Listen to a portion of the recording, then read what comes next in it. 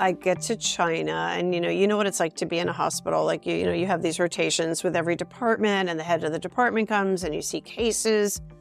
But what happened to me there was I met herbs and then I fell in love with herbs. Like, I have never recovered from falling in love with herbs like I did at that moment. And then seeing the potential of what could be treated and how it was so much broader than with just acupuncture.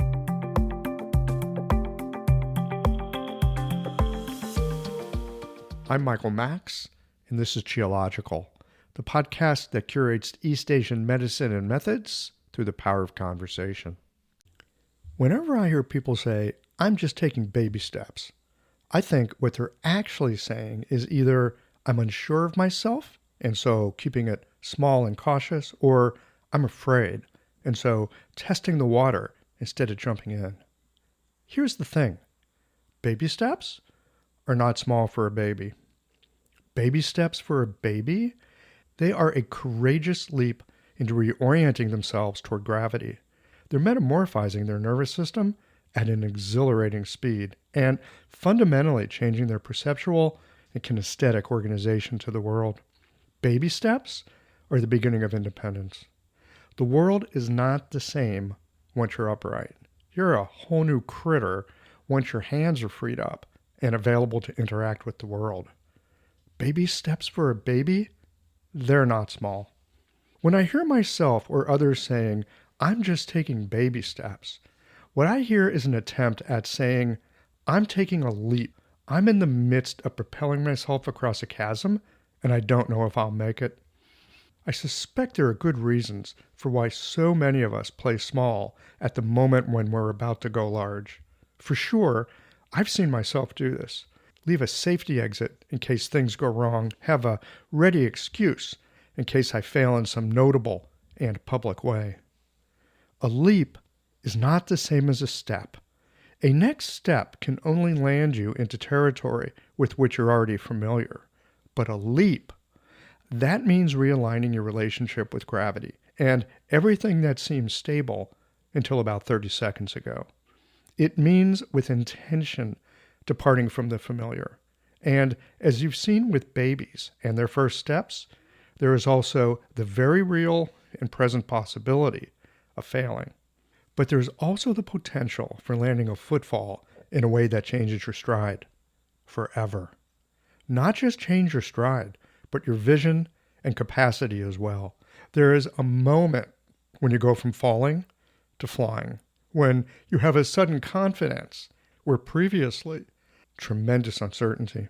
I think most of all, taking the kind of leap that changes how you measure yourself, while fraught for sure with moments of failure and falling, it enlarges the spirit.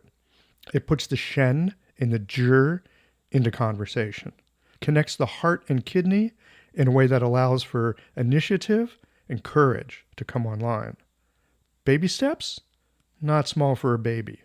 Remember this the next time you're attempting to diminish yourself and hold yourself small, when you're on the cusp of something that's transformative. Caterpillars spin themselves into a chrysalis and melt themselves into a whole new form. With us humans, while there is the process of biological development, there are also moments, bifurcative choice points, that unexpectedly arise and offer an opportunity that we don't quite know how to make sense of. Moments when our unimaginable destiny whispers something that seems right and impossible. Cara Frank grew up in the freewheeling 60s and 70s in New York City. Her youthful adventures landed her in a difficult place with her health, and acupuncture returned her vitality to her. That got her attention, and just down the road was the New England School of Acupuncture, which was just cranking up what would soon be a nationwide trend in providing an education in this strange Eastern art. That started a voyage of discovery that took her to China, where she found her affinity for herbal medicine. Like many in the early days, Chinese medicine provided you with a big empty canvas to paint your life on. It really helps when you're feisty. We'll get into all of this in a moment. Stay with us. These conversations come to you through the generous support of our sponsors and members. Blue Poppy, your new one-stop shop, has speedy shipping options on everything that you need for your clinic. It's Women's Health Month at Mayway Herbs. Check out the new website for learning resources on helping women with herbal medicine. Are you a creature of habit? How about making a change that helps your patients and the planet with AcuFast needles? And later in the show, raising your fees doesn't have to be a difficult process. Jane has helpful suggestions on making it easy and effective. And finally, have you considered that having a thriving, profitable practice is one of the most healing things that you can do? Julie Bear Don't Walk has, and she can help you do something about it too. Do be sure to visit the sponsors page on the Qiological website to take advantage of all the special offers our terrific sponsors have for listeners of the podcast. Picture this. Your clinic is buzzing with patients, and then you realize that you're down to your last box of needles. No need for panic, because Blue Poppy, your one-stop shop for all your acupuncture needs, they ship orders received before 3 p.m. on the same day. With a quick visit to Blue Poppy's website, you can order premium needles, herbal formulas, and that special Dr. Bob's oil that your patients love. Blue Poppy understands practitioners can't keep patients waiting. That's why they strive to get you what you need when you need it. From high-quality Chinese herbs and formulations to acupuncture supplies and clinical essentials, Blue Poppy has served practitioners for nearly 40 years with products that meet the highest of standards. Discover everything Blue Poppy has to offer by visiting www.bluepoppy.com, and don't forget to subscribe to their mailing list for exclusive offers and more. Hi folks, I'm Yvonne Lau, president of Mayway Herbs. May is Women's Health Month, and as a women-owned and women-run business, we especially love how Chinese medicine can support wellness through every stage of a woman's life. So in this month's newsletter and podcast, we're covering topics like PMS, pregnancy, menopause, and osteoporosis. We'll share expert insights and effective treatment strategies you can put to good use in your clinic.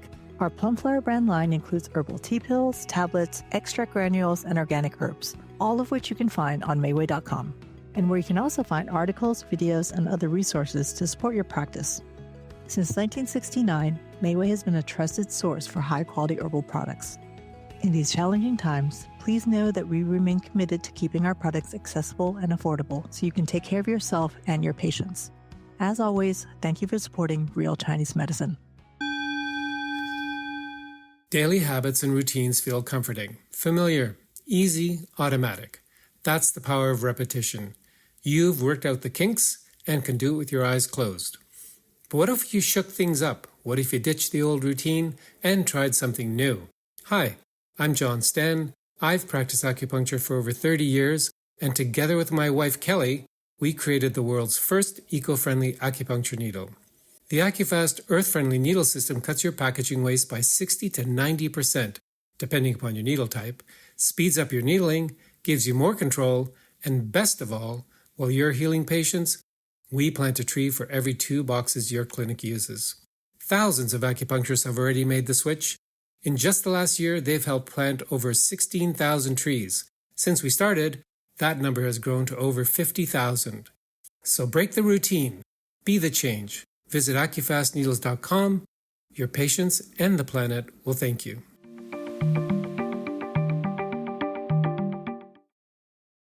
Cara Frank, welcome, I guess I should say, back to Qiological. It's so nice to be back with you, Michael. We always have so much fun together. We do. I know. It's delightful. Today, it's a history series. We're going to take a trip in the Wayback Machine. In the way back machine to the OGs. Well, I don't know about way back, but certainly way back. Okay. Which already dates us, right? If you know what the Wayback Machine is. Okay, Boomer. So here's where I want to start. Okay. I want to know about when acupuncture sort of first came into your awareness. And what I want to know is, like, what was going on in your life? Like, what were the newspaper headlines? What were the issues of the day? What were the problems that were going to destroy the world? And what were the things that sort of stuck in your craw? What was making you upset about, the way things was? What was going on when you first heard about acupuncture? Oh, man. So it was 1977. 1977. I was 17. Ooh. And yeah, I don't know. I mean, do I tell you the story or the real story? I mean, so You tell me. I'll tell you the real story because it's mainly acupuncturists. I mean, why would I not want the real story? Why do I not want the real? I want the real story. Okay. All right. I have the sanitized story for the public, but here we go. This is not fake news. This is not fake news. This is not fake news. Okay, so it's 77, and I am I'm in high school. I'm in an alternative high school. I'm running around the city. Wait a minute, alternative high school? Yeah. It was called City of School. It was like a high school where you did things in the city, like work at Geraldo Rivera's office or sew costumes at the theater or, things like that. And you get credit. Wow. How did you manage that? How did you swing that? What do you mean? It's a public school. That's right, New York City. Okay. Yeah. Figures. No, well, but I did go to private school my whole childhood. I went to like crunchy granola schools, and then I went to Brooklyn Friends, Quaker school.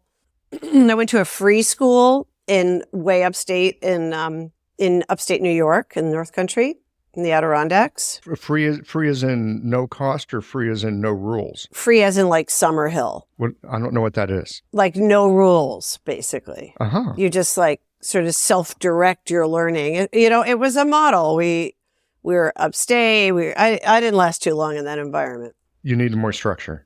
I think so, yeah. Okay. Yeah. Anyway.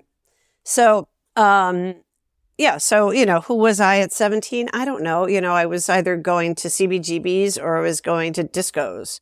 Remember, did you see that movie Summer of Sam? I didn't. But you will now. Okay. So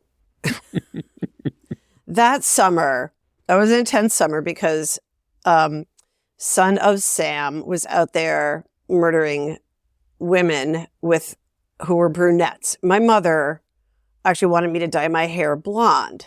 But in the movie, so Spike Lee actually grew up in my neighborhood. So there was like overlapping realities. But anyway, so the movie, there's this like juxtaposition between disco and punk rock.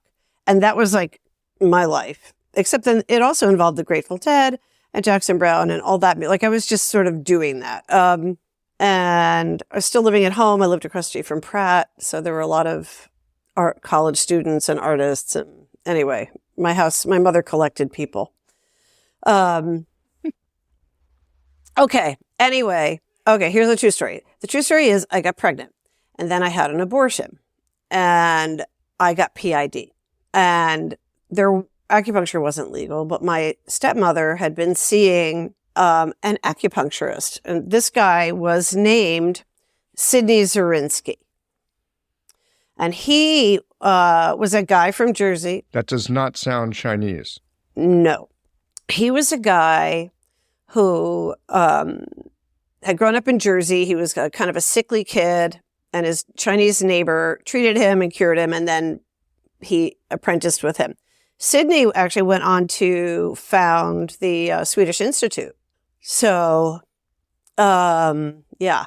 So anyway, so then he's practicing acupuncture, and he's pretty psychic. He's a pretty odd, weird dude.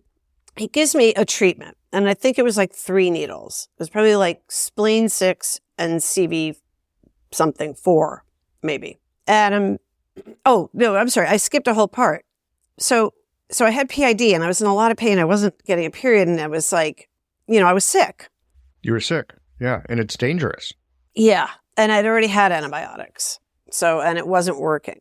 So I go to him, I get this treatment, and then I got kind of sweaty during it, and I felt like a little teary. It was like, I'm only a teenager. So I wasn't expecting a reaction. I didn't know what to expect. I didn't know what acupuncture really was. So then he says you have to drink 4 cups of alfalfa tea a day and 4 cups of strawberry tea a day. So I did that. And in 1 week later, I got my period for the first time. And so I go back to him, and, he had that patriarchy, oh, well, you have your period, I can't treat you thing. which I hate. But in any event, so then it's like a little bit later and I moved to Boston. I'm like running away from home. I moved to Boston and, my mother had a health food store. Then she had a health food restaurant. So I didn't go to college. I knew how to cook. So I talked my way into jobs way above my level, like in Nouvelle Cuisine. Remember that? No, I don't. Jacques Pepin. Oh God. It was like, beautiful little, like, a thing of food on a big plate. It was all clean. It was like clean. They cleaned up French food. They took out the cream. It was very creative, really, really exciting stuff. And I was getting bored. And I think I saw in a little paper in Cambridge, New England School of Acupuncture. And I did what I always do. And what I to this day do is I make a decision and I applied. And I was so nervous about getting in. There was a guy who was a waiter at the restaurant who would say, I'm like, am I going to get it? He said, yeah, you're going to be in. It's so dumb. Anyway, so of course I got in. Do you have a pulse and a checkbook? Let's see. Oh, you know what tuition was the first year? Oh, God, I'm going to upset too many people. I don't want to say. Well, no, wait, hang on a second. Back in late 70s. So right now it's 70, it's 80. It's 1980. Okay, it's 80. But look, the value of money in 1980, very, very different than the value of money now. I mean, it's gone up dramatically. So let's keep that in mind. Okay, so it was $1,200. Okay, yeah, which, But the whole program was probably like 1,200 hours. It was like nothing. Later on, the second year, they raised it to 1,800. Everybody rebelled. And everybody was so upset. Oh my God, Sharon Weisenbaum, we were in school together. She was like, I'm gonna bring this, we're gonna make an issue with this. So anyway, so then I was in. You just leapt at it. You saw it and you're like, I'm in. I'm doing it. I'm in. That's the way you roll. That's why I roll. I have a blog on my website called Cart Before the Horse, like I chichenza in my life. But anyway, really, the world at that time, we weren't first wave, right? That was still the 70s. So here's 80. So we're second first wave. And by that, I mean, we didn't really have books. What did you study with? Xerox copies of things. You didn't really have books? Xerox copies of typed things. Okay. Put into loose leaf binders. Bootleg stuff. Yeah. There were no disposable needles. Mm-hmm. So, you had autoclaved. You were autoclaving them. We were, in pressure cookers. In pressure cookers. You were autoclaving in pressure cookers. Yeah, I had like a pressure cooker like this big, and that's how we autoclaved. And here's what we do. I actually still have all my needles. I think the statute of limitations is up on that one, but we had these needle cases, and we'd make these little pillow beds with cotton and gauze on it, and then literally by hand, we're wiping them with cotton, putting them in their little bed, and then steaming them in the pressure cooker. I mean, it is a miracle I don't have hepatitis when I think about it. So I go to school, and I love school. Okay, I got a quick question. I'm going to interrupt you here. Okay. You just leapt at it.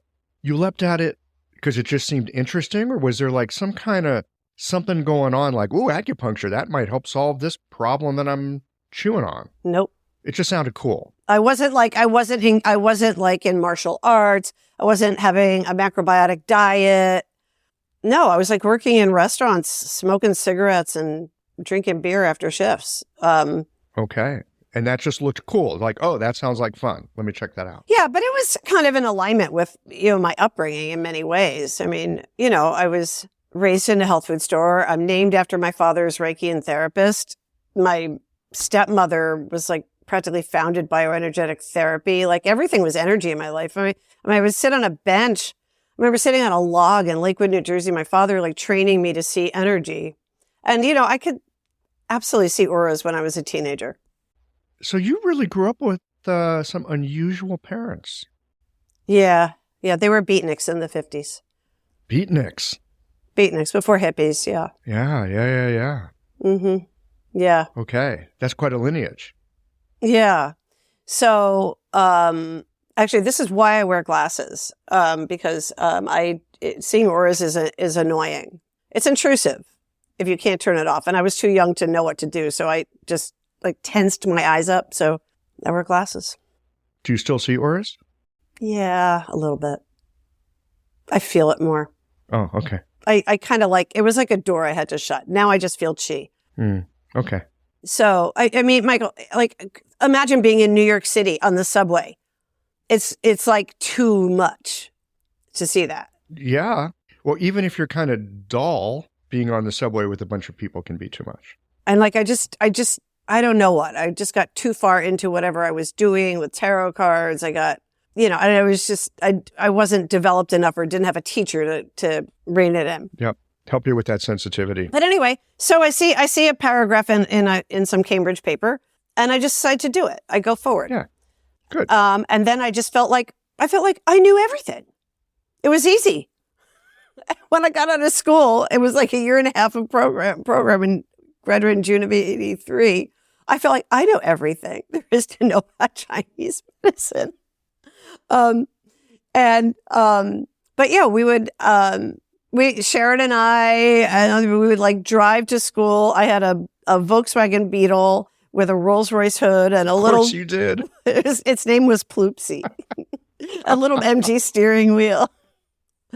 No heat, of course. So anyway, so we got to school, and then I graduated in '83, and I moved back home to New York. And you knew everything. I knew everything, right? But it's not legal in New York yet. So, but what do? I do what we're all doing. I start practicing. Of course. And I think I charged $35 a treatment or something. And I did it, Now that was big bucks back then, wasn't it? Yeah. Yeah. So when I was in school, actually, just to backtrack, it was kind of a magic moment because Dr. So was my teacher, and James Tinyao So, and then Ted was my teacher, and I got to apprentice with Ted for a year. And so he influenced me a lot. Was that a wild ride, a year with Ted Kapchik? Yeah. Yeah. Because Andy Gamble would be around, Dan Bensky would be popping in, and and in those days also, actually, this was not me, but like teachers were sleeping with students a lot. I think, it was that time of life. It was that generation. Free love, right? It was just that generation. Yep. That's actually not true. I had a boyfriend who was a classmate, or somebody I dated. And we've remained friends to this day. So back to New York, $35 a treatment, not bad money. Going from making restaurant wages. And I'm doing, right, there's no HIPAA either. Right. So I did what Ted did, is I had a week at a glance calendar thing, and I would highlight available appointments. And after the appointment, I would say, oh, write yourself in and just, leave a check or cash in that basket. And so, if somebody looking, they could see everybody's names. There's no privacy. But somehow people came to me. Like I was always busy. Like I've been busy since the second I launched, really. It only took a few months for me to support myself, even illegally. Except then I got a call. And the call was, there had been a complaint that I was practicing without a license. And so it really happened. And I had to shut my practice down, like overnight. They didn't come and take you away or anything. You didn't. No, I wasn't actually busted because I left. I shut it down. They didn't say I didn't harm anybody. There was just a complaint that I was doing it. Yeah. But somebody didn't like you. Somebody didn't like me. But before that, there's some interesting stuff about what was happening in the world in that chapter in New York. So for one thing, in '84, so acupuncture needles were experimental medical devices. Tom Riamaki, who founded OMS, it wasn't Lhasa OMS then, he lobbied really hard and finally got them approved as medical devices, not experimental. And then in 84, Japanese disposable needles came out. And this was very important because it was also the start of AIDS. And this is like AIDS in the beginning. We didn't know what it was. The HIV hadn't been identified. It was the gay cancer. People had Kaposi sarcoma. And people were just dying. It was really something. So we had disposable needles, and that was really incredible. And, starting in school, the Shanghai text got translated. So we had a book. Ted's book got published. We had a book. I had a couple of Felix Mann books. We had a book. One of my classmates had a copy shop, and he would take a book and rip it and make copies for everybody and bind them. So we had that book. And then, the Essentials. Maybe we did have that book. Maybe that book existed already. But those were the books. That was it. There were no books.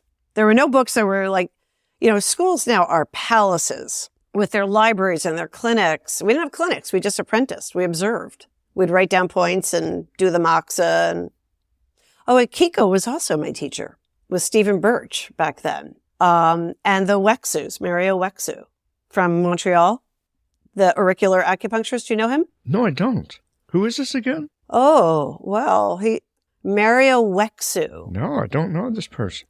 I think he's still alive. So I get to New York, and one of my activities that I was doing was volunteering at Lincoln Hospital in the Bronx. You're familiar with that part, yeah?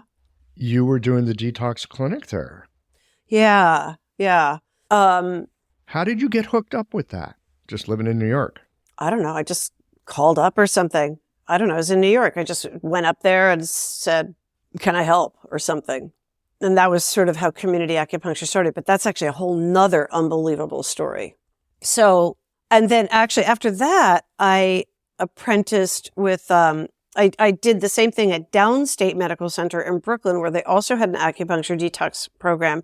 And that was headed by Bernie Bahari. And Dr. Bahari had done many things, including he was kind of like the drug czar in New York, but and creating lots of policy. But he was the one who discovered and championed low-dose naltrexone, by the way. That's just an aside. There's a great YouTube video. You should watch it. Really thoughtful man. Really great. Anyway, so I did that. Meanwhile, we're all trying to get a law passed. So we're meeting. And there, Tri-State Acupuncture is in Stamford, Connecticut. And then there's a Harlem School.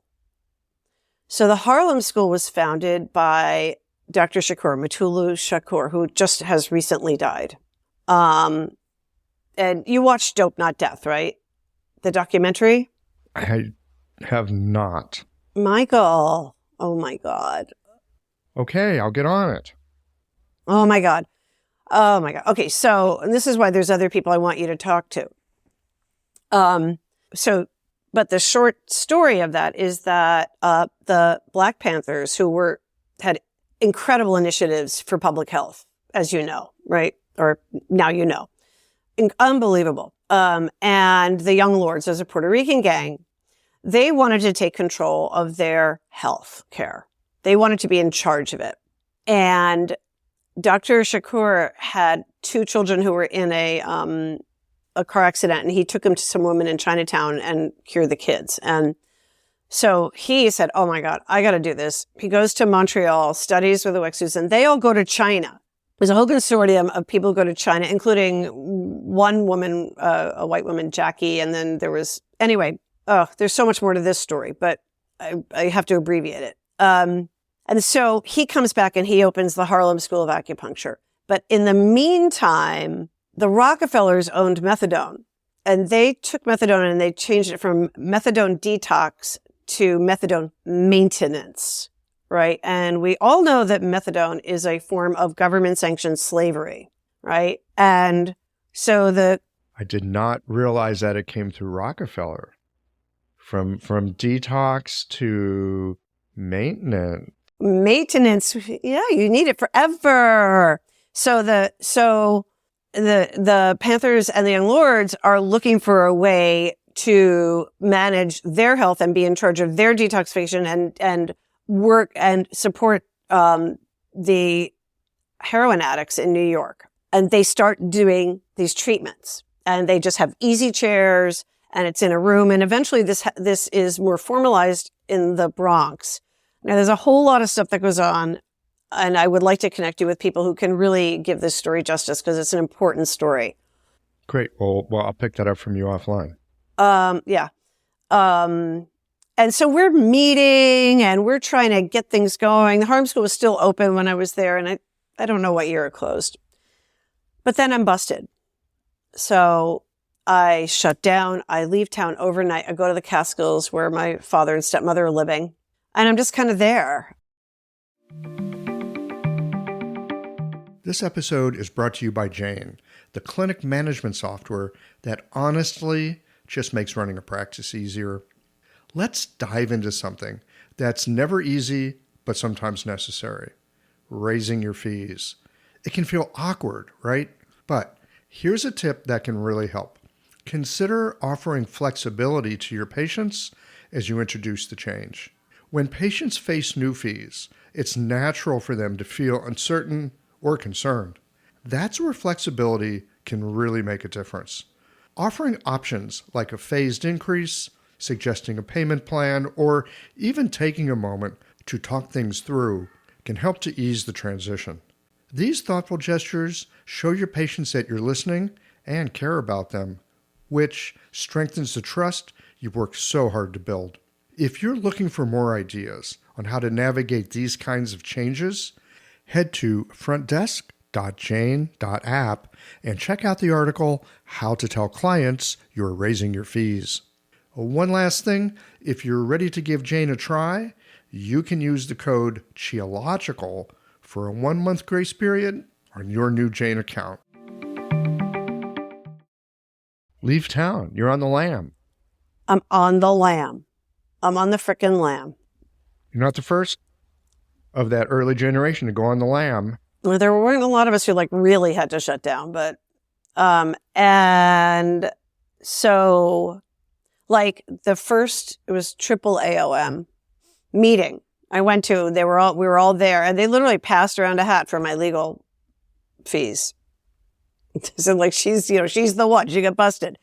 And then a friend gifted me $2,500. She was wealthy. And I said, I'm going to go to China. So I did. I went to Beijing. What a wonderful opportunity. Isn't it weird? Isn't it so weird sometimes? Something comes along and it's like, oh man, my life is screwed. This is terrible. And then you get a little further down the road and you go, oh man, what a lucky break. Had no idea. What a lucky break. But had she not given me that money, I don't know that I could have done this, or I could have, but it wouldn't have been so easy and graceful, And so I chose the Shiyuan Hospital in Beijing because I had friends who had gone there and had liked the program. Mm-hmm. And what year is this? 88, before Tiananmen Square. Mm-hmm. And so I get to China, and you know what it's like to be in a hospital. You have these rotations with every department, and the head of the department comes and you see cases. But what happened to me there was I met herbs, and then I fell in love with herbs. I have never recovered from falling in love with herbs like I did at that moment. What happened? Well, I don't know if it was from growing up in a health food store and arranging the jars of dried apricots and nuts and spices and granola bags, but just them, and then seeing the potential of what could be treated and how it was so much broader than with just acupuncture, because it puts you way more into an arena of internal medicine. Because I have no interest really in managing pain or back pain. I mean, of course I treat it. We all do. It's a backbone of everything. And so when I came back from China, so I was there 9 weeks. I was in 9 different departments. And I just kind of had to come back because of my life. I wish I could have stayed longer. But I started to build a pharmacy, a raw pharmacy, just like that. And what I would do is I would write a formula, and then I would have I would order herbs, I think, from Mayway, and I would have them like overnighted or something, or second day. I would pay so much in shipping. I just built it up, and I bought hundreds of dollars of Tupperware to put them in, which actually we still use. I know everybody likes glass, but honestly, they don't break if something falls, and heaven forbid there's a bug infestation. They are just sealed in there. Rubbermaid's the way to go. So, So old school. It's practical. Yeah. And they stack very neatly, on top of each other, so you can get more stuff in a space. And so then, okay. So at that point, I'd been studying herbs with Ted in Philly. Somebody had brought him here. So studying there, and then I interrupted because I went to China. And in the class, I was Ted's scribe, which all that meant was I had a copy of Materia Medica, and I wrote down every single thing he said in the book. Not a bad way to learn. And meanwhile, it's great. And so Bill Egloff and Jareen were in my class. It was way back then.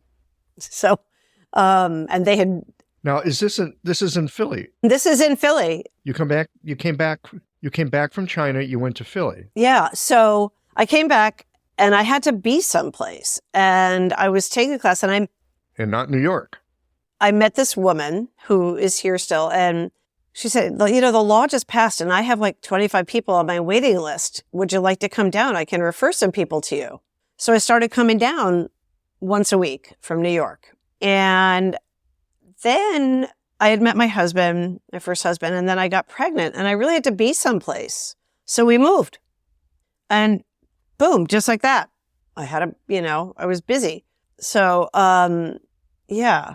Just like that. or whatever my version of busy was at that time. It was always viable for you. Always. It was always viable. Yeah. Yeah. With that, with just like a little bit of time getting started in New York and in Philly, I've always easily earned a living. Sometimes more, sometimes less, but yeah. But, there weren't jobs. No, I have a business. Yeah, you got a business. But you knew about business. Your stepmom had a business, right? Health food store. Oh, my mother was a horrible businesswoman. Oh my God, she had no money. She might have been a horrible businesswoman, but you grew up around businesses. It wasn't foreign to you. Yeah. My father was a locksmith. He had a business too. Both of them were terrible at business. They never made money. So my mother was very, very broke. So. Were they communists? Or, were these people like, yeah, we don't even want money? No, my stepmother was a communist in the 50s. And my father definitely was not. My mother wasn't. My father was just devoted to Reiki and therapy. That was that was like the religion in my house, sitting in the orgone box. So I have it in my basement. I got it, it's like deconstructed, but You still got it. I do, yeah. So then I'm building this pharmacy, and then Bill Egloff had started Crane, and he said, I'm getting calls for raw herb formulas. Would you fill them for us? I'm like, okay. And then an acupuncturist who was here said, my accountant said I have to close my pharmacy. Can you fill the formulas for me? And I'm like, okay. And then I was China Herb.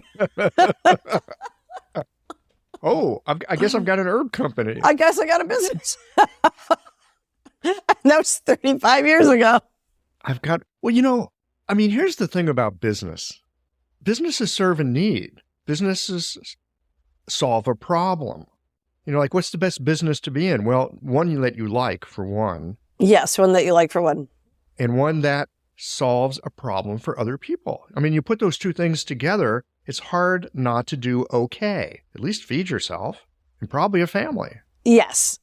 Yeah. But I made some stupid decisions, too. I was so into raw herbs and so elitist about it. Like Sam, who owned Suntan Herbs, said, well, do you want to carry our stuff? And I'm like, oh, no, raw herbs. And then Harriet and Ephraim had just launched Modular Solutions. I said, would you want to carry our stuff? And I'm like, oh, no, raw herbs. I'm like, well, what an idiot I was. Well, look, Who isn't at some point? Look, we all have our beliefs and our ideas. This is the way to do it. I was just young and stupid, but Well, young and inexperienced. yeah, young and inexperienced. So Okay, look, I didn't grab that opportunity. So we come by it honestly, all right? yeah. So China Herb would have been a different business had I just kind of like grasped that, but I didn't. But it's okay. And so what brought you around eventually? Oh, the practicality of it, consumer demand and recognizing that. But we had the liquid extracts, concentrates that we developed first. And then, actually, I'll tell you, the thing that sells the most is Treasure of the East granules. Hardly anybody orders raw herbs at this point. Our inventory is mostly devoted to either things we're making, like our foot soaks or other formulas. But people really love granules. Well, I was very biased against granules. I went to a school that we did raw herbs, and it was kind of like, well, we're doing raw herbs. I mean, come on, like granules, like what's that? What's that weak tea? And I remember this is in the late 90s when I graduated.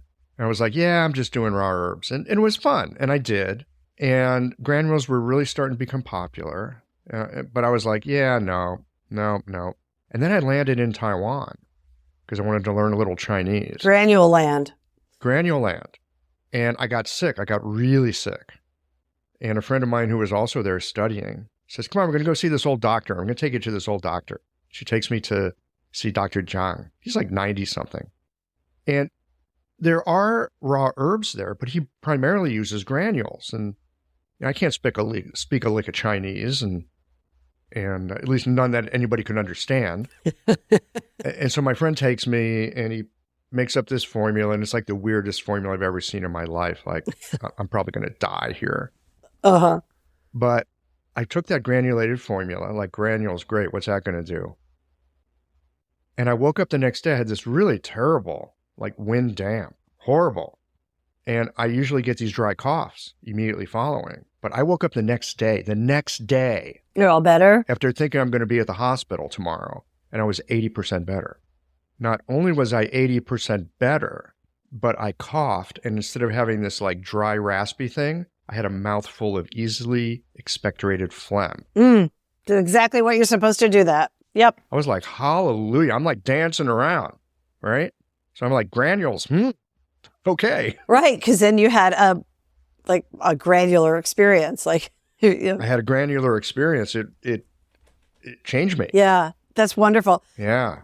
So it is possible to do amazing things with them. Yeah. We have Treasure of the East. I really love that company. I love their values. And I love the quality of what they have. So I'm really happy that we have them. But, all right. So here I have this China herb company. I have a baby. Because you love them. Because you just love herbs. Because I love herbs so much. But, there wasn't the Shanghan Lun. I didn't understand Dui Yao's. Like, I didn't understand herbal relationships and like herbal best friends. So what were you doing at that point? I mean, how were you doing herbs? We were just we knew like Sudong, we knew Liu Wei Di Hua Guan, but I didn't know its origins or like it could we would modify kind of with everything. And it was far more chaotic. And because we weren't taught like a historical framework for a structure for the architecture formulas till much later. I want to say Craig's book, the translation when it came out, changed everything, but maybe it was a little, Bob Flaws was early translating.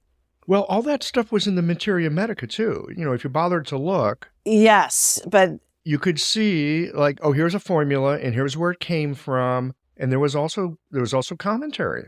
Right. But I still have the first edition. It was much less developed than it is now. Now the discussions are very deep, actually. I really love them. The discussions are very deep, but they still had some. Oh, yeah. And it did tell you where it came from. Yeah, but when I was... And I remember not paying attention to it. It's like, it came from the Shanghai Lun. Like, okay, whatever. Who cares? What does it treat? And later on, I realized, wait a minute, where it came from also means something. Pay attention. Right. And then we began to contextualize it. And Yeah. And then, and then you met Dr. Huang. So of course, at that point, then somebody says, well, can you teach us?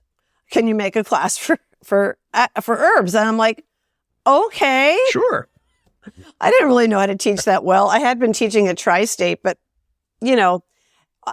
every teacher, and this is true to this day, we are not trained educators.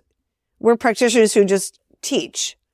The only person I know who really has that backbone in education was Will Morris, who actually then got a master's in higher education or something like that. And then he bought Aoma. He sold it, and we know what's happening with Aoma, which is so sad. Why? 10 years ago, practically to this day, I presented there. So, and because all those pictures came up on my Facebook feed. Oh, yeah. What a drag. So the training for herbs was 300 hours. 50 had to be in the clinic. So I just kind of taught. If I think about what I probably taught now, oh my God, how embarrassing. Yeah, but at that moment in time, I was teaching of the moment. Yeah. You were on the leading edge of what you knew, and you knew what you knew because you were following something that totally had your heart and it had your mind. It's not like you were just copying something out of a book and doing it. You were thinking about what you were doing with the best tools you had at that time. If I know you, that's what you were doing, right? And I don't read Chinese, so there was very little material available to me. There was sort of nothing. So then, and I remember Sharon was teaching too, and then ACOM began. And then they said, oh, well, And what's ACOM? American College of Acupuncture and Oriental Medicine. It's a regulating agency. And it is now something else, but it's actually been around, and you have to be ACOM or whatever it is now accredited, as well as maybe regionally accredited if you're a school. And it sort of sets standards and guidelines. And they said, and this is a bunch of BS as far as I'm concerned, that you have to teach inside a school to sit for the NCCM exam. Right? Hello, we come from a tradition of apprenticeships. Like, it's just ridiculous. And actually, I was an original item writer for the herb exam. I actually also think I took the first NCCA exam. I did, yeah. Yeah. You were part of the people that built something out of nothing. Yeah. So I was like grandmothered into it because they needed item writers. And that was actually great because it was held at the SAT offices on the Upper West Side. And you literally couldn't leave the room with a pencil because nothing would leak. And I learned how to write a test question, like the structure of it, of having 3 absolutely wrong answers and only 1 correct answer. And it was really fantastic. How was that helpful for you? Well, because later on, I was writing tests for my students. They had to take a quiz. So it helped you to teach. Helped you learn how to teach. Absolutely helped me to teach. Yeah. I mean, now where teaching has gone, and this is it's a great development, is that the case-based learning, right? And so to bring it in, to contextualize a disease and formulas through a case study, right? And so I was part of this whole bunch of people who got recruited by People's Medical Publishing House. So yeah, so then I couldn't teach anymore. So then you couldn't teach anymore? What was the one in Maryland? Thai Sophia. Hang on a second. How come you couldn't teach anymore? What happened? Thai Sophia hired me because they changed the regulations and I couldn't teach because I was just teaching on my own. Got it. You had to be in a school. Yeah. And probably tuition was like $300 or something. So it had to be in a school. And so I guess a few years goes by and Thai Sophia is looking for a director. And I'm like, I could do that. So I interview and I get the job. And at this point, then it's going to be a 660-hour program. So it's massive. But like 150 hours are clinic. So I developed the whole thing and I actually did bring it to regional and national accreditation. And given that I'm a TCM person, I was like a Martian in the school. Yeah, how did you? I mean, that was a very five elementy school.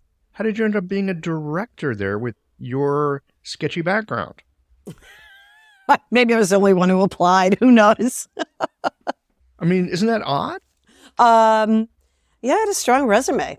So I was there for like 3 cohorts. I taught, like, it was a 2-year program. And then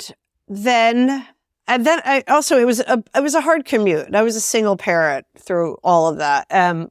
So then the Wan Institute was developing their. Wait a minute. So that's Philly to Maryland. That Philly to the suburbs of Baltimore or Washington. So what kind of commute is that? I'm a Midwesterner. I don't even know what that means. It's like 2 hours.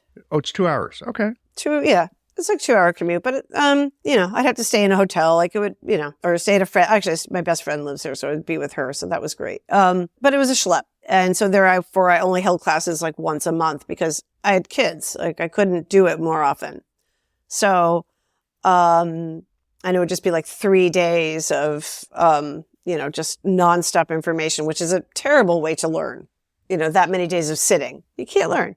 But anyway, we did it. It's fine. No, but you did it in a school, so you were accredited. Yeah. And so then the Wan Institute was going to found their department, and the Wan Institute is in the Philly suburbs. And it's a Korean Buddhist school. It's a religious school. So what came from that was that I had to incorporate the religious values of the school, and the values are meditation. So I had so much fun with this. I did something that I think other people have taken. It's a great idea. Everybody should do it. I developed herb meditation. So like I'd cook a formula germane to the topic of whatever I was teaching. And then, I would have them like smell it and taste it and hold it in their mouth and become aware of the flavors and then feel their chi, what happens to them. So they're immediately like having a physical immersion with herbs, raw herbs. So. Mm-hmm. Mm-hmm. Very, very Shenongi. Yeah. Anyway. Yeah. So that was like beautiful. But then I got tired of that. So I resigned. And so I don't teach there any longer. So I just teach for myself now. So what did I miss? Did I skip over anything?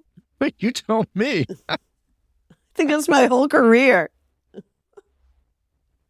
Kind of. It's funny how it unfolds, isn't it? You just like follow something to something, and then something else shows up, and yeah, and now you just got a stable, steady state. I mean, what does your practice look like these days? And actually, here's a better question. Yeah, what's your practice look like these days? And what has your attention at this moment? Okay, that's a big question. So, 10 years ago, 11 years ago, I had another impulse. I changed. And I opened up this other office, right? We talked about this last time, or just like I did it on a credit card, I had no plan, I had no patience, I don't know what the hell I was doing. But, now we have like between both offices, and both offices are in one zip code, like 8 blocks apart. Anyway, and we've really outgrown the space because, we're seeing like about 750 patient visits a month. You really support your community. Yeah. So, which is really a high thing. Like, I really love that. Because my mission is about community engagement and sharing knowledge and lifelong learning. And, that's like literally in the mission statement, which I think we also talked about. So, so I'm trying to see fewer patients. It's really hard. Like, if you look at my Instagram today, I actually just posted this crazy COVID sequela case. This poor 17-year-old developed retinal vein, like it's like a disease that old people get, but like macular degeneration? No. It's like the retinal veins have like bleeds and clots. It's blood stasis. So, so you wrote 10 or translated 10 key formula families, right? And that was a big, pivotal, game-changing moment. And then, 2008, Huang came, and we were with him for a week at Sharon's. And People's Medical Poetry had a translation of the Jingui Yaolui with some commentary.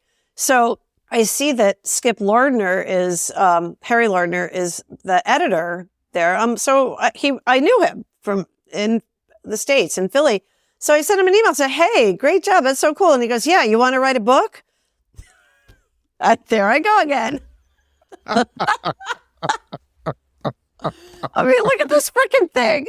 It's 660 pages, 4 years of my life. But I had this crazy case and I knew exactly what to do because I wrote it. So Yeah, exactly.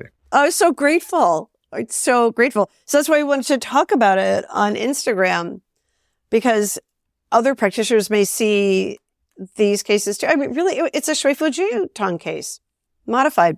Right? What did you modify it with? Pu Huang to stop bleeding and move blood stasis. Mm-hmm. And Han Lian Sao to clear a little bit more heat. And what I mentioned in the Instagram thing was like, if there had been edema, I would have added Chichenza because it drains dampness, has affinity for the eye. Of course I would have. Of course you would, the cart before the horse. But also if there were like screens, like a film in front of our eyes, which happened at the onset of this, then Shantui is the herb for that. It treats screens. So that's in Chantui. Shantui. Mm-hmm. Yep. Chantui, the cicada bug. Cicada skins. Yeah. We're going to have an epic cicada. That's what I hear. This year's going to be big cicada. Like locusts are coming here in the Dragon Year. I think it's like a trifecta of 3 different, right. Yeah. Are they going to come at Passover? Really? I don't know. I was, probably.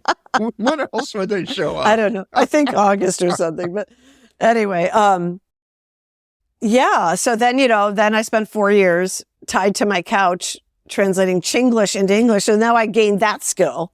Translating Chinglish into English. Oh, yeah. You like literally have to rewrite an entire thing sentence by sentence. Yeah. It's unbelievable. So, and then I had to write commentary. So I had to like try to say something meaningful and insightful. And that's when I really began to enjoy this whole space of unpacking formulas. And like, I say like, oh, see, these are here, but they're also in this formula. And if you can, if you understand the context there, then you see why it's here. And so I think I'm probably still in that space, but. Having a thriving, profitable practice is one of the most healing things you can do as a healthcare practitioner. Because a robust business is the ultimate expression of vital qi. And that's the heart of our medicine. I'm Julie Bairdontlock, and I help practitioners grow nourishing, profitable, authentic businesses that embody the generative cycle of Chinese medicine. This isn't about all yang all the time. It's about expanding your own internal capacity, growing collaborative relationships with your patients for ethical patient retention, and marketing as an extension of this medicine, not a necessary evil. You already know that everything is connected in your patients' lives and bodies. The same is true for your business. When we align your systems, your schedule, your pricing, and your offerings with you, we create flow, which means more spaciousness, more impact, and more joy.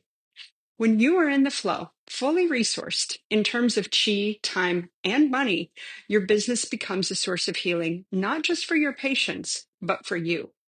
Let's grow something rooted, radiant, and real.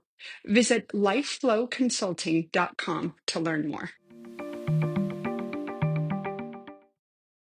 Well, that's, I suspect, part of what drew you to fall in love with herbs, because it is intellectually very satisfying. Oh, yeah.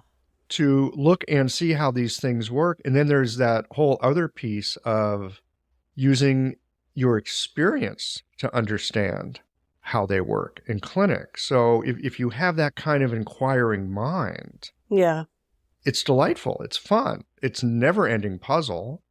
The puzzle and it goes deeper and deeper. It gets more fractally as you go. Then you see how pieces are put together. Yeah, it takes a long damn time to begin to understand herbs, but it can be very satisfying. Yeah, I feel like I'm just at the tip of it too.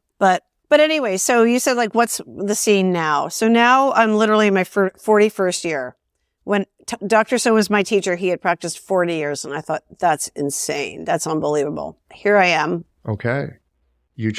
All right. So you and him are colleagues now. Yeah. What was, I've heard a lot about this Dr. So. People hold, he's very revered. What was amazing about that cat?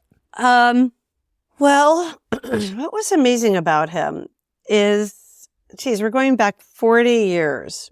So 45 years. He was really into moxa. He burned large scarring moxa all the time. He was very precise. He had terrible arthritis, but he would have this ET finger, and his, we had Kiko who would be like, oh, a point is moving, right? And Dr. So would be like, you'd say, oh, the point is here. And he'd go, no, it's here. And it'd be a millimeter different.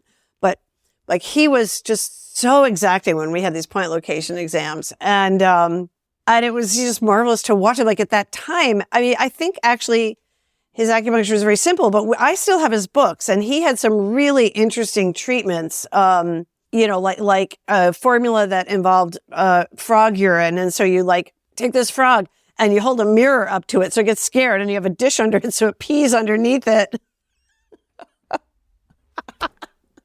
And I can't remember what the frog pee was for. Well, okay, so here's the thing. It's not just frog urine, it's frightened frog urine. Right. Come on. This is a little bit of Pal Jur here, huh? So anyway, he would have, a lot of sort of ancient and interesting strategies for treating diseases that were not TCM.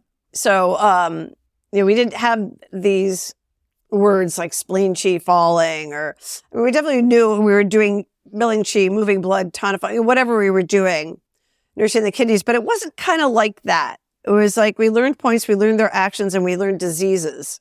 And not the model now where we have a disease, but it's within the gestalt of a person, which is maybe more herbal anyway. But anyway. Yeah, so you weren't really looking at that pattern differentiation back in the early days. No, not so much. Mm-mm. Not so much. Mm-mm. If I'm thinking about it, I'll think about that a little bit more. But, we definitely had some rubrics, like you have back pain, that's your kidneys, you're having loose stool, that's your spleen. It wasn't like there was nothing. If you have palpitations, of course, that's your heart. I mean, there was just that basic structure, but it wasn't as wide as it is now. Yeah. Well, things develop. Yeah. Yeah. The field has really developed. Yeah. So speaking of things developing, 41 years. Wow. Not a bad way to spend a life, first of all. No, not a bad way to spend a life. Thanks for saying that. I appreciate that. Not a bad way to spend a life. So there's that. One of the things that I am grateful for in the much shorter time that I've been involved with this is that the perspective of Chinese medicine is something that I take with me everywhere I go. It informs everything. A lot. And sometimes I'll look at just troubles in the world, right? And there's always, there's the Republican narrative or the Democrat narrative or the conservative, whatever, blah, blah, blah. There's all these different ways of looking at things. And, sometimes I'll just pause and go, okay, wait a minute. If I just look through this other lens, what's happening here? So I'm curious to know in what ways you practicing this medicine and this becoming just kind of how you look and move through the world. How do you feel like that's affected you?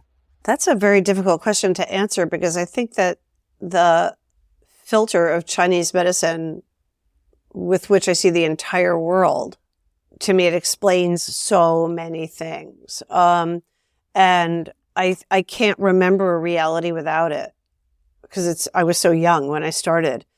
But like politics, you just mentioned that, right? So we know that at extremes, yin transforms to yang transforms to yin, that one becomes the other in a normal, healthy cycle. And so when you look at politics, as bad as it feels, it's going to change. It has to, because it's still dynamic and alive. And, we had 8 good years with a pretty great president, and that was not the flip we wanted and So it helps you to make sense of it to some degree. yeah, and also it helps me to have some perspective. Like this can't go on forever because it has to move back. Like if there's injustice, there will be justice. If something's too hot, If there's oppression, there'll be liberation. exactly. So that doesn't mean we don't have to work for it. But Yeah, and it doesn't mean that we're going to live through the comfortable part of the cycle either. correct. That's right. That is right. And then of course you can also superimpose there's a 5-element filter of just like that, it's so dynamic with the 5 elements. Like once you're on this circle and this star, you never stop, right? It's not this Judeo-Christian cross where it's like, that's very stagnant.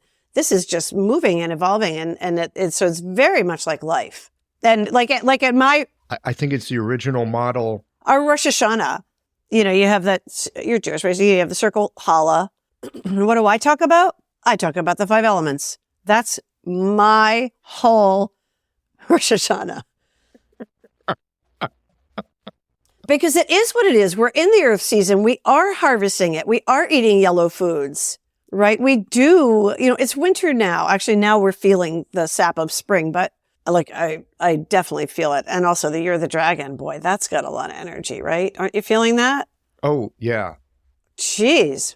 But that means we have to on purpose nourish our yin, So there's any number of filters. Like I was listening to, I think I wrote about this somewhere. Oh, C.T. Holman's, his predictions.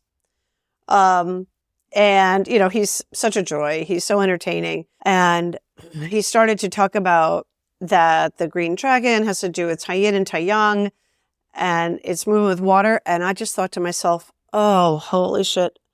This is a Shaoqing Long Tong spring, and we don't have it. God damn. And you mark my word. I bet you a penny I am right.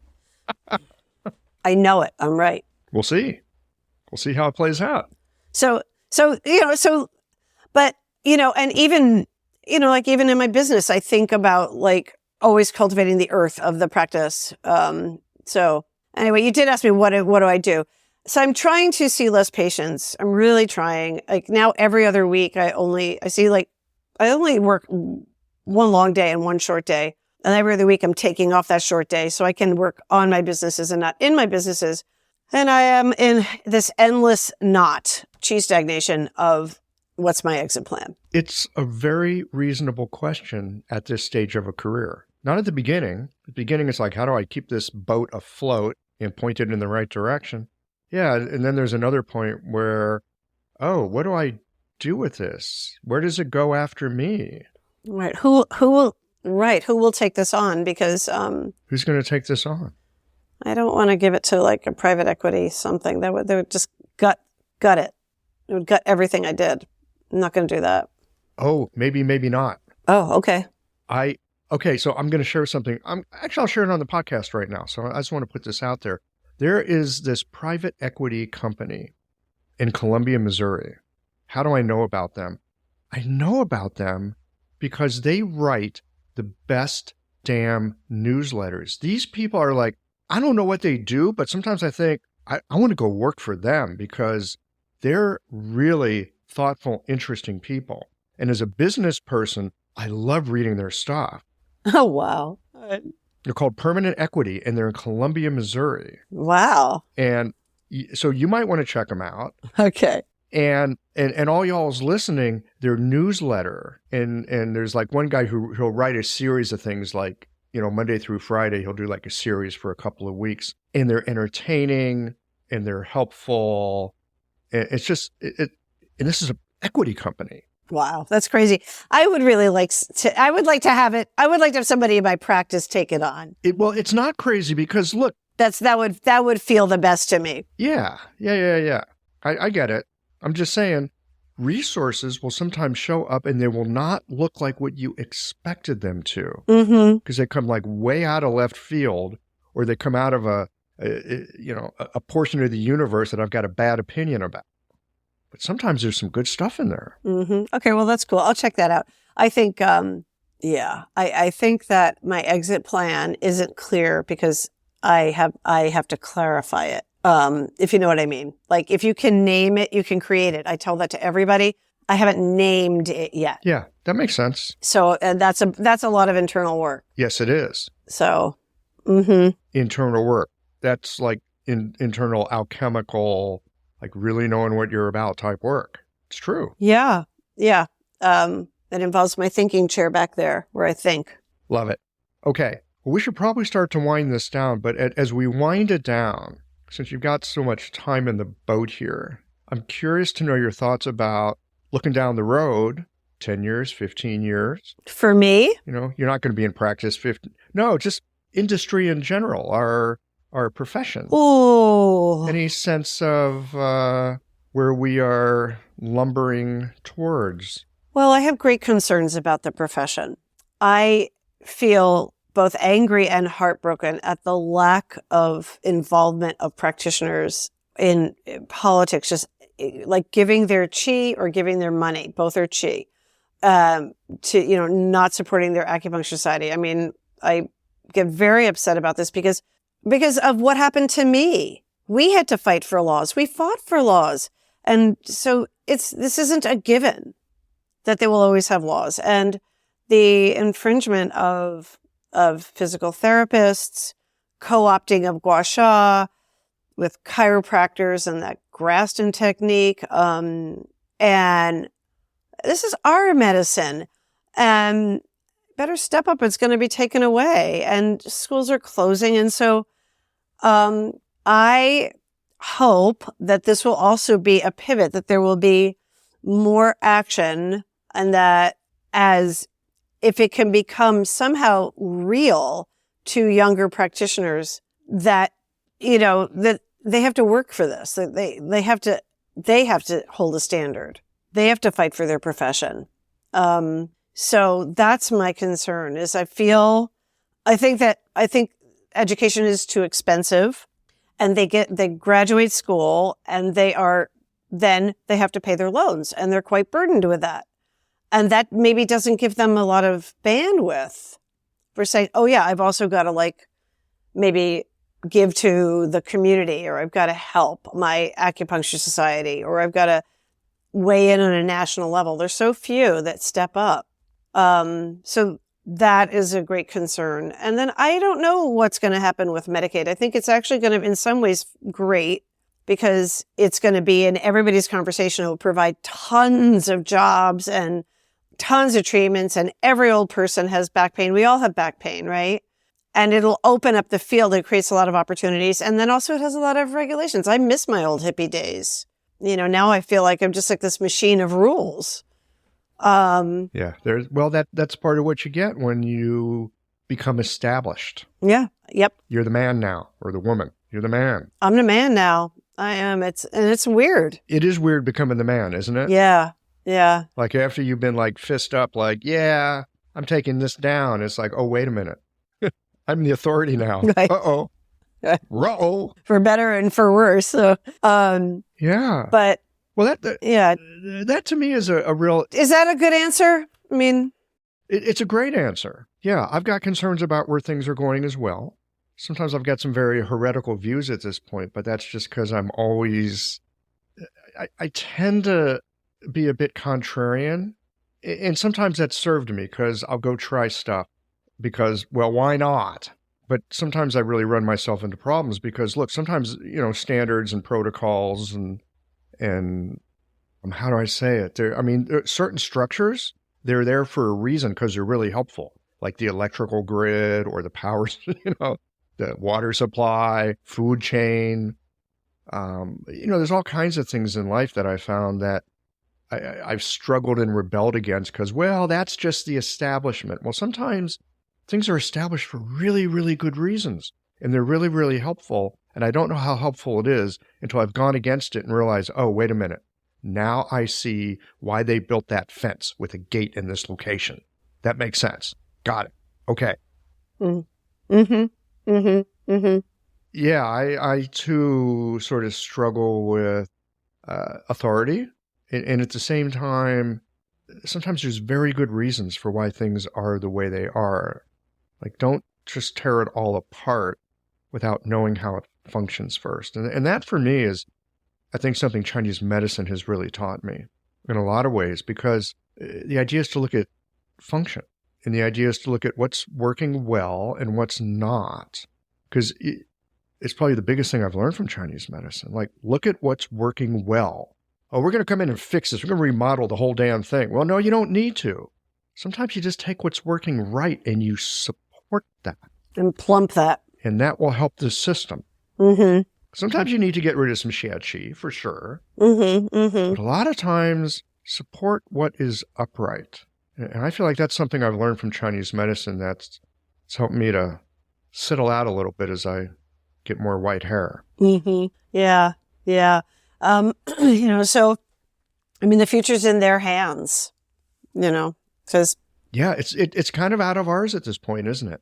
It's out of ours, yeah. It's out of our hands. I'm on the way out. I will, as long as I can teach, I always want to teach. If I could leave a legacy, I would be very grateful. Well, you did a book. That's legacy. That's a gift. I think it's out of print. I don't think anybody has it anymore.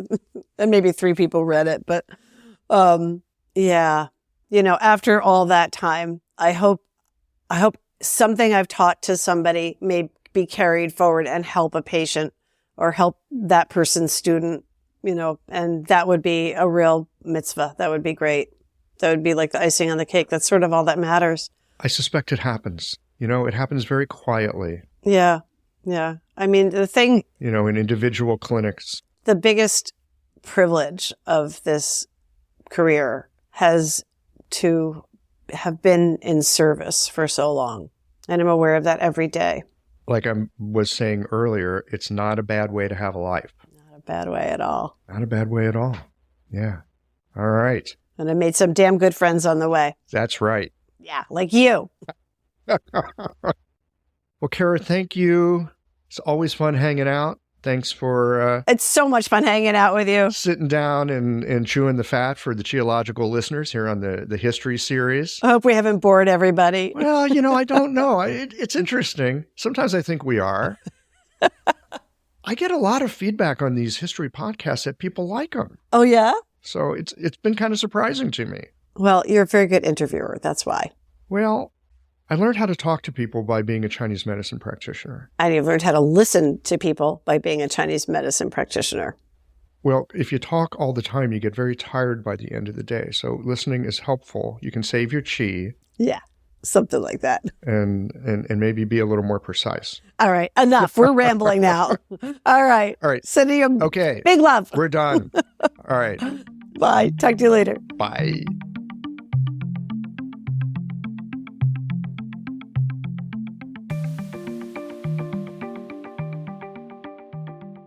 When attempting something that's not mainstream, it helps when you come from unconventional stock.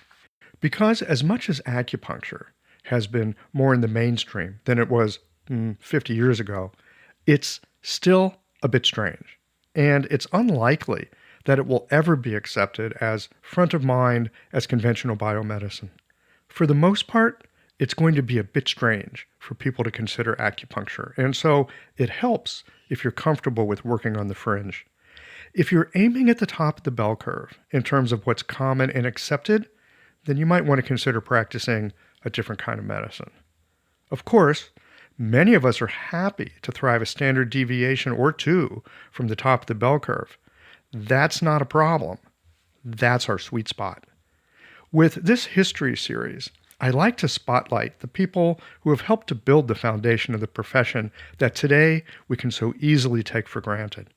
But the pioneering work, it's never really done because there's always the landscape of new circumstances and conditions. Today, our profession may have licensure, a certain amount of inclusion in the air quotes here, integrative medicine world, and doctoral degrees as well. But we face challenges with schooling that for many has become prohibitively expensive if you need loans to pay for the learning. Additionally, we are seeing schools not expand, but contract and close. Other professions with a lot more political clout are finding acupuncture to be helpful medicine and finding ways to include it in their scope of practice without going through the rigor of learning East Asian medicine. The challenges faced by people like Cara are not the challenges that those entering the trade face today. The solutions that worked in the past, they're not suited to the present day. So there's always room for people who see the opportunity within adversity to step up, to take on the challenge of this moment, to have the vision to see a way forward into a new and ever-changing landscape. That old saw about what got you to here will not get you to there, it's true. The history of how East Asian medicine has found its way into mainstream Western culture, it's still being written. Well, here we are at the end of this episode. If you've listened up to this point, you're either a rabid fan of Qiological or the forward button on your podcast player stopped working. If you are indeed a fan of the podcast, you can help us to bring new episodes to our community of practitioners by supporting us with a membership or a one-time contribution. Details, of course, are on the website. That's it for today, friends. Join us again next Tuesday for another thoughtful episode of Qiological.